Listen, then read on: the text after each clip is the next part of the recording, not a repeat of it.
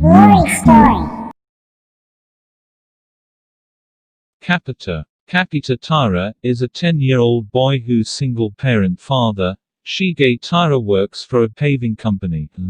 While completing a paving job at a go-kart track, his father sees a young boy racing at the track and is amazed at the speed and seeming thrill of the sport.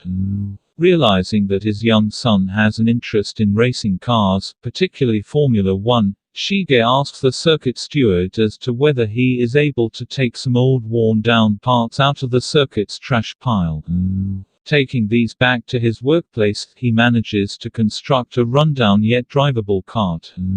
Shige's boss, Mr. Akari, initially begrudgingly, supplies a 4-stroke generator engine to power the kart. Determined, Capita, in his first time on a race track, manages to not only master the mangled racer, but also catches and attempts to overtake Naomi Minamoto, Naomi, on the inside line, a talented young racer who drives for a works karting team, Endless Autohouse Racing. This overtaking maneuver shocks Naomi so much so that he drops the accelerator of his kart, accelerates past Capita. This infuriates his mother and team manager, Nanako Minamoto, Nanako, as he over-revved a brand new engine which he was supposed to be merely running in. Nobu Ando and Monami Suzuki, Capita's best friends, support him in his karting, Nobu as his technical assistant, manager, and Monami as the self-appointed team manager. Capita, unaware of the difference in machinery between his own kart and Naomi's works-grade kart, does not understand why it was impossible for him to catch Naomi.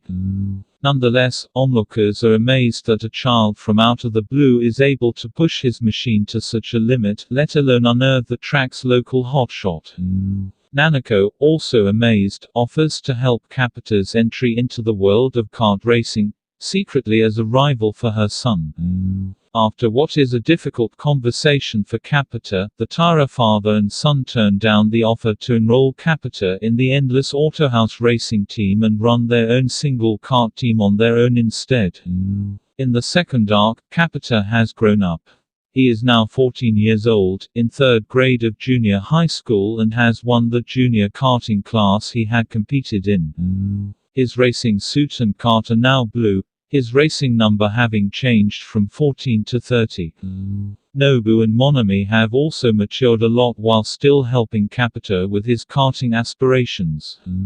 Having stepped up to a more senior class, Ika class, he realizes that to win races is a lot harder without the support of a well-funded team. In what he sees as his final chance, a race in torrential downpour, he pushes himself to the limit so as to give himself the best chance of winning, but is relegated to second by the smallest of margins and fractures his ribcage in the process. After he is hospitalized, he is introduced to a one-make automobile racing formula known as Formula Stella, an indirect reference to Formula Toyota.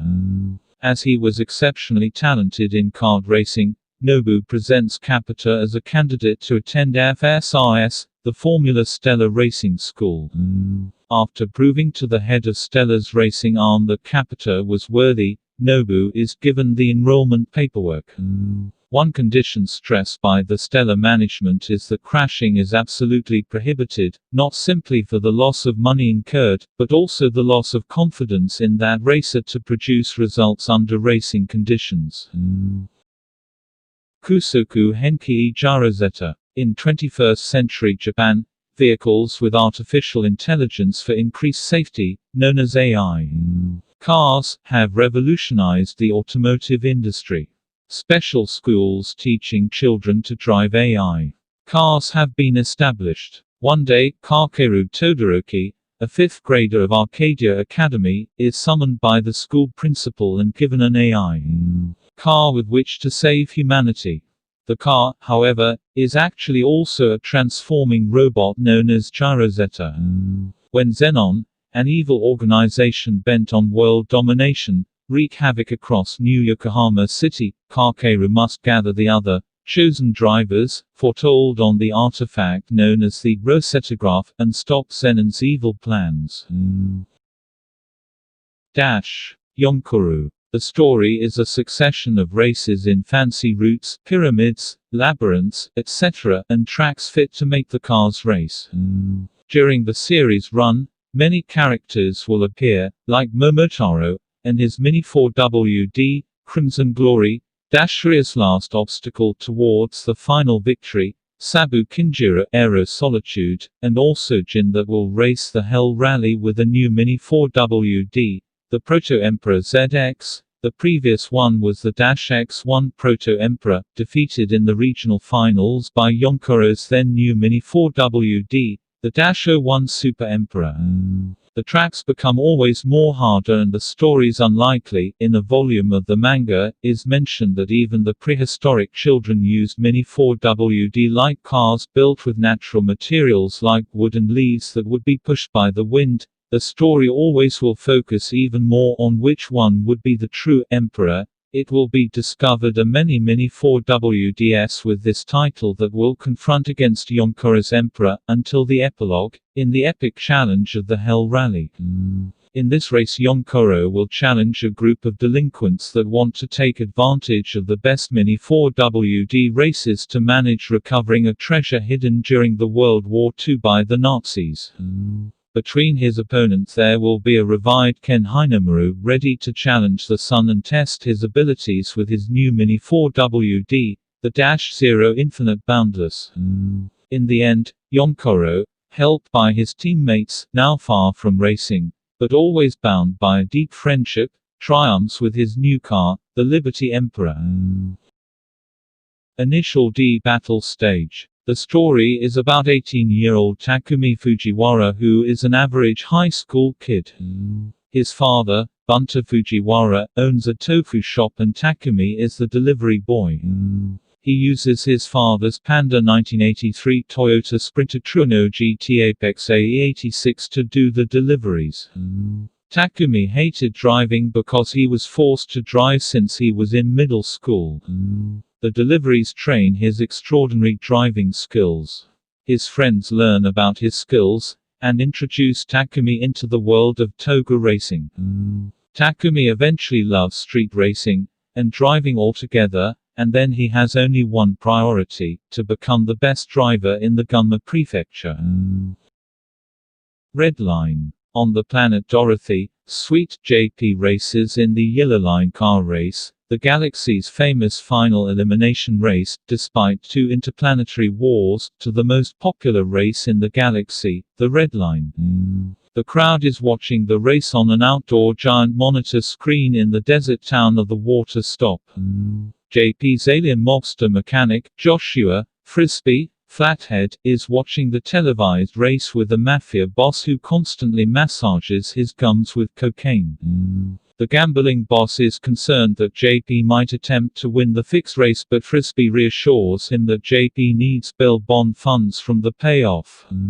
JP attempts to win anyway while Frisbee resorts to using a remote detonator transmitter hidden in the palm of his hand, which the mob boss doesn't notice, causing JP's Transam 20,000 to explode, thereby making the Crab Sonoshi C hovercraft, piloted by female racer Sonoshi Cherry Boy Hunter McLaren, the final winner. While recuperating from the explosion in a Planet Dorothy hospital, Frisbee tells JP he's off the hook with his bondsman. JP initially turns down the money, but a crowd of reporters storms the hospital room where JP learns that he has been voted by popular demand for the Red Line following the dropout of two qualifiers due to the revelation of the race's location as being on RoboWorld, a planet dominated by militant zealot cyborgs whose president has threatened on interstellar television to hang all involved with the Red Line mothership if it appears out of hyperspace over the planet. The broadcast, sent over the race's thousands of satellites, also exposes the secret weapons RoboWorld has built up against treaties.